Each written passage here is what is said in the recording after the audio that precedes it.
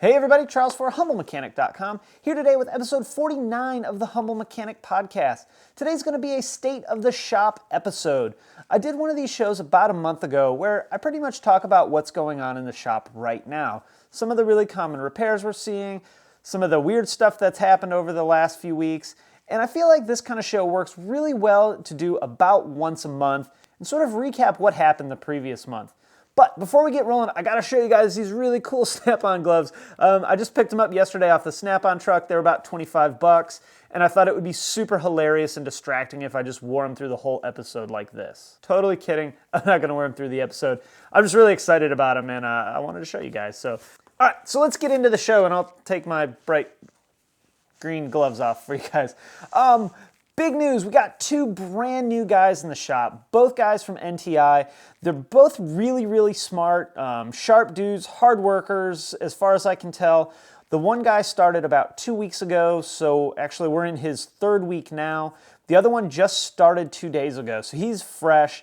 Neither one of them have any shop experience, but I actually don't really mind that. As long as they got the right attitude and are ready to come in and work hard and learn what they need to learn, I prefer them to be less experienced. It actually makes teaching them a little bit easier because I don't have to undo a bunch of bad habits in order to rebuild good habits. So that's one huge advantage of getting guys out of NTI. Like all the new guys that come through the shop, I have really high hopes for both of them. I think they could both be really outstanding technicians.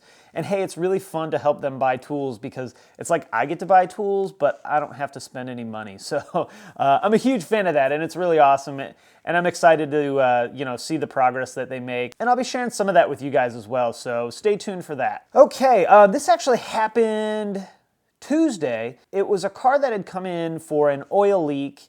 It's actually funny because they said it was a sandwich-sized oil leak on the repair order, which sometimes the customer descriptions are just hilarious, and that one's definitely a good one. But they came in for an oil leak, and one of the new guys and I were actually checking it out. We found that it had a lot of oil on the bottom, but the wells on top of the transmission were just filled with oil. One really good thing to get in the habit of doing for you technicians out there is look at the history of the vehicle and see what work it has had done recently, especially if you haven't had it at your shop before. I pulled up the history and found that an oil leak had been repaired just a few months ago, and it actually turned out to be in the same area that I had a leak today. So it was on a BPY engine, a 2-liter FSI. I pulled off the vacuum pump because that's where it looked like it was coming from, and the seal on it didn't feel right. So I go to the parts department, we go round and round, try and find the right thing. It turns out it was the wrong vacuum pump installed in the car. What's really weird is that the car had an engine replacement like 6 or 7 months ago. I assume they transferred the old vacuum pump onto the new engine, and I'm not really sure what happened or how it happened, but somehow it had the wrong vacuum pump. So we spent about 40 minutes cleaning all the engine oil off of the transmission and out of all the little pockets that oil likes to get trapped in, put a new vacuum pump on it, and send it on down the road. But it's weird because I really had no idea that those BPYs had two separate vacuum pumps that could be used, and this one was a lot happier than the one that I took off of it. So the big lesson is to make sure you're paying attention not only to the history, but the overall story of what we're fixing on vehicles, because there may be something kind of hidden that you had no idea about, just like this vacuum pump, for example. I had no idea. So paying attention beyond just like the initial scope of what you're looking at is really important. Due to the cold weather, we've had a lot of cold weather-y type things happening. A lot of batteries failing, a lot of these TDIs where the intercooler is actually freezing. I've done, a video or posts about it, talked about it in other videos before, so I won't go too far into it. But basically what's happening is moisture inside the charge cooler is freezing, and that's preventing the vehicle from being able to start or causing a really rough running condition while the car's cold. If you pull off the lower boost hose, you'll actually see this yellowy, greenish slime. Not as cool as this color, but it's pretty nasty. So if you're having a cold start issue with your TDI, your common rail TDI, which is 09 and up TDIs, Golf, Jetta, make sure you take a look at that as well. A lot of times it won't store any faults either, so it can throw you for a loop. Along with frozen intercoolers or charge coolers, we've also been seeing a ton of wiper issues. Not only windshield wipers themselves, but the washer fluid sprayer. This was actually something that we stumbled upon last year with the really cold temperatures, where the fuse for the washer sprayer would blow because the customer was trying to use their the jets to spray the windshield when the windshield washer fluid was frozen. Now, for you guys in the north, you probably don't run into this quite as much.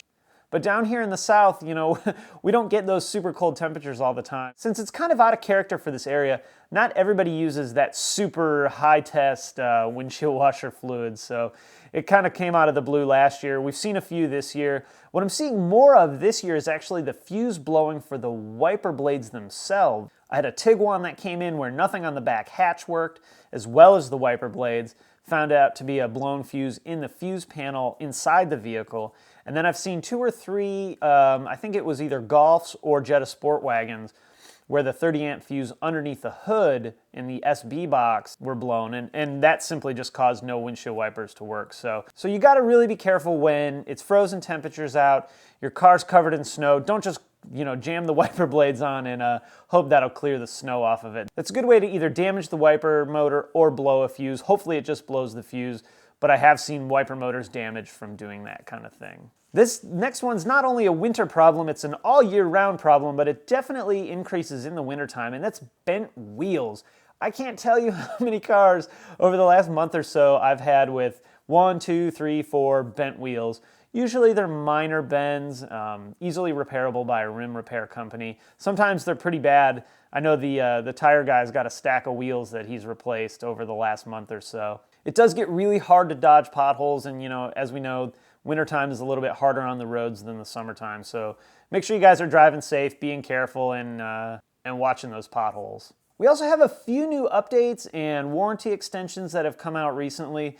The newest one I found is the 37J5, which applies to 2015 Golf automatic transmission vehicles. And this is hilarious. You hear about some of these new production releases and the new Golf, and you expect a hiccup here and there, but this one cracks me up. So apparently in production, somehow a wire got left out of the wiring harness from the TCM, which is the transmission computer, underneath the driver's fender well to the multifunction switch, which is basically the switch when you take your shift lever and you put your car in drive.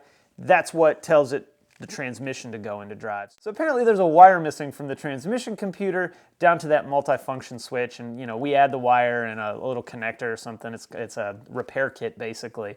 So be on the lookout if you got a 15 Golf with an automatic transmission. You may see something about that. I think a lot of these are hard faults that are caught on PDI, so there may not be any vehicles actually on the road with this issue. These may be pre-sale issues that the fault's caught on PDI, which is PDIs are our new car check-ins. We also had a recent warranty extension, which I'm not in love with, but hey, I really like that Volkswagen's taking care of customers on this one. And that's on the newer Routans with the 3.6 liter V6. They extended the warranty on the front bank, which is the furthest forward in the vehicle. They extended the warranty on that to 150,000 miles, which is the highest warranty extension I've ever seen in the 11 years I've worked for Volkswagen. So something to keep in mind if you have a Routan. Hopefully there's not a ton of them out there. I'm not in love with the idea of jamming cylinder heads on Routans, but again, I like that Volkswagen's taking care of their customers on this one. I mentioned in the last State of the Shop that we hadn't really seen many of those fuel rail recalls on the 1.8s, the newest generation 1.8s. That's going to be, I think, Golf, Beetle, Jetta, and Passat. Well, those are starting to roll in pretty hot and heavy now. I think we're doing probably 5 or 6, 7 a week in the shop. I know Saturday we had 4, so it's actually not a bad repair. A lot of us guys have gotten them down pretty quick. I've only done 1 or 2 of them, so I'm not at full speed on them yet, but that shouldn't take very long. It's a little bit different than the CCTA intake manifolds and fuel rails, but not bad work. Definitely something I wouldn't mind doing. If you drive one of those cars with that fuel rail recall on it, try and schedule to drop the car off. It does take a little bit of time, in the 2.5 hour range. So leave yourself some time, and that way you don't have to worry about hanging around at the dealership. All right, guys, I'm going to wrap it up there. This State of the Shop's actually becoming, I'm pointing at my whiteboard, which is right behind the camera here. This State of the Shop show is becoming one of my favorite shows to do. I really like just kind of rapid fire a bunch of things that are coming out, what's happened over the last month or so. So I hope you guys enjoy it. Hey, if you like the video, throw it a thumbs up on YouTube. Don't forget you can subscribe on YouTube or on the blog at humblemechanic.com. You can also follow me on Facebook, Twitter, Instagram, the blog, humblemechanic.com, and obviously on YouTube. All right, guys, thanks for watching, and I will see you next time. Today we got Hardcore Chimera from Victory Beer Company in Chicago, which is very delicious, and I seem to think that this is all I drink, but it's not the only beer I drink.